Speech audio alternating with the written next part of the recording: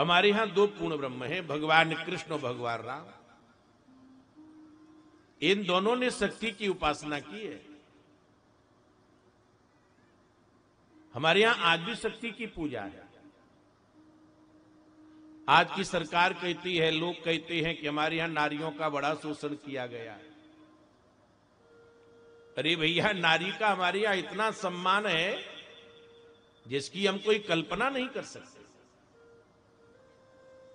हमारे यहां श्रुति कहती है कि जिस घर में स्त्री का सम्मान नहीं है उस घर में देवता निवास नहीं करते। परंतु हां, हमारे यहां माताओं के लिए स्वतंत्रता नहीं दी गई। वैसे तो पुरुष के भी लिए नहीं है। हमारा संपूर्ण जीवन डरमय व्यतीत हो, हमें किसी न किसी का भय होना चाहिए। चाहे माता पिता का भय हो, चाहे गुरु का भय हो, चाहे भगवान का भय हो। यदि जीवन में हमारे में भय नहीं होगा, आज का व्यक्ति भय मुक्त होता चला जा रहा है। आज का व्यक्ति स्वतंत्र हो गया, मनमुखी हो गया, मन में जो आता है उसको करता है।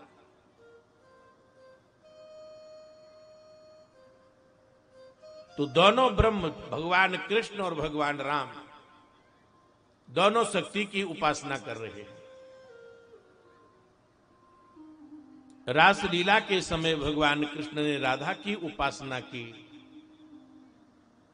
रावण का जब वध हो गया, किष्किंधा के वीर, लंका के वीर, अयोध्या के वीर सब एकत्रित, और एकत्रित होने के बाद सब कहने लगे, बड़ी प्रसन्न है, हमारे रघुनाथ जी ने दशानन का वध कर दिया। जो सोने की लंका थी वो अब हमारे अधीन हो गई, क्योंकि विभीषण को राजगद्दी पर बिठाने वाले तो राम जी हैं।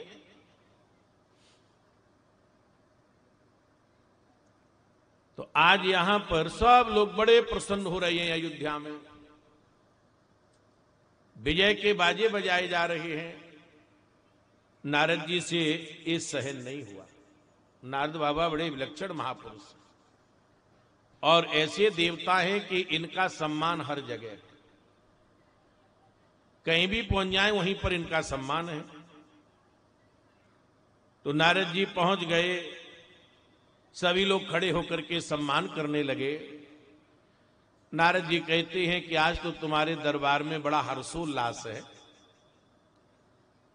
हनुमान, लक्ष्मण, विभीषण, अंगद, ये सब कहने लगे कि सरकार, हमारे रघुनाथ जी ने दशानन रावण का वध किया है,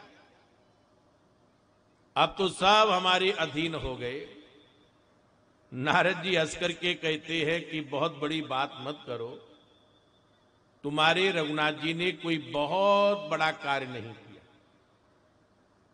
अरे बाबा, तुम कैसी बात कर रहे हो? नारद जी कहते हैं कि तुम्हारे राम जी ने तो एक रवड़िया मार दी। रावण नहीं कहा, रवड़िया कहा। अब तो महाराज ये सब अपनी विचार करने लगी, अरे नारद की बात में कोई ना कोई तो रहस्य है। रघुनाथ जी से जाकर के प्रार्थना की कि नारद पधारे हैं, इस प्रकार से चर्चा कर रहे हैं। नारद जी कहते हैं कि तुम्हारे राघव को हम तब बलशाली माने जब वो सहस्त्रबाहु रावण का वध कर, सहस्त्रबाहु रावण, तब हम बलशाली मानेंगे। सभी लोगों ने रघुनाथ जी से प्रार्थना की, विचार करने लगे कि सहस्त्रबाहु रावण के ऊपर किस प्रकार से हम आक्रमण करें। किसी को महाराज युक्ति नहीं सूझी और इन्होंने एक बार प्रयास भी किया। किष्किंधा के वीर, लंका के वीर अयोध्या के एकत्रित होकर के गए तो सहस्त्रबाहु रावण ने एक बाण छोड़ा, एक बाण छोड़ते ही लंका के वीर लंका में आ गए, किष्किंधा के वीर किष्किंधा आ गए, अयोध्या के वीर अयोध्या में। नारद जी ने कहा हो गया तुम्हारा। बड़ी डेंग मार रहे थे, बड़ी दुहाई कर रहे। एक बाण में ही सब अपने अपने स्वस्थान पर पहुंच गए। अब तो चिंता का विषय बन गया। नारद जी को बुलाया दरबार में। रघुनाथ जी तो बड़े सहज सरल हैं। नारद जी के हाथ जोड़ करके कहते हैं कि ब्रह्म ऋषि, आप ही बताइए कि हम उस सहस्त्र बाहु रावण का वध कैसे करें। नारद जी कहते हैं कि तुम्हारी सामर्थ्य नहीं है। तब सहस्त्र बाहु रावण का वध करेंगी तो एक किशोरी जी करेंगी, जानकी जी करेंगी। रघुनाथ जी कहते हैं कि बाबा कैसी बात कर रहे हो। इनके चरण इतने कोमल हैं कि इस पुष्प की पंखड़ी भी इनके चरण में गड़ जाती है। जिनके चरण में जब एक पंखुड़ी गड़ जाती है, वो सहस्त्रबाहु रावण का वध कैसे करेंगे। नारद जी कहते हैं कि हम आपको दीक्षा देंगे, आप पहले हमारे चेला बनो। मंत्र वैसे थोड़ा ही दे दिया जाएगा, पहले आप हमारे शिष्य बनो, चेला बनो।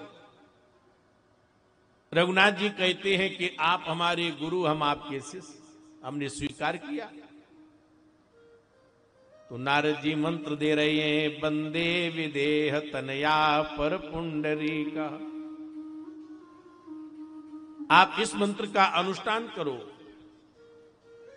तो रघुनाथ जी ने अयोध्या में बैठ करके उस मंत्र का अनुष्ठान किया और उस अनुष्ठान की सिद्धि के द्वारा किशोरी जी ने जाकर के सहस्त्रबाहु रावण का वध किया। तो मर्यादा पुरुषोत्तम राम को भी शक्ति की उपासना करनी पड़ी